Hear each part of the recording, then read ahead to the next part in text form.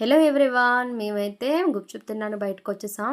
ఇంకా మా బావ అయితే మాత్రం బొమ్మరిల్లు సినిమాలో హాసిని ఎలాగ ఒక ఛాయ్ గురించి పట్టుకుని వెళ్తుంది అంత దూరం, అలాగైతే తీసుకొని వెళ్ళిపోతున్నారు. పోనీ లాస్ట్ గుప్చుప్ షాప్ దగ్గర ఆపారా? లేదు, పావు బజీ షాప్ దగ్గర ఆపారు. అయితే ఎప్పుడు చూసినా ఇక్కడ రష్గా ఉంటుంది, మేము ఎప్పుడు వెయిట్ చేయలేదు. ఈసారి వెయిట్ చేసి దీని సంగతి ఏంటి అని తెలుసుకుందామని మా బావ డిసైడ్ అయిపోయారు. ఫస్ట్ అయితే వడాపావ్ తీసుకున్నారు. అదేనండి, మన పావు బన్ ఉంటుంది కదా, అందులో మన ఆలు బోండా అనేది స్టఫింగ్ చేసి ఇచ్చేసారు. టేస్ట్ అయితే పర్వాలేదు. నెక్స్ట్ ఇక్కడైతే స్పెషల్ పావ్ బజీ అయితే వచ్చేసింది.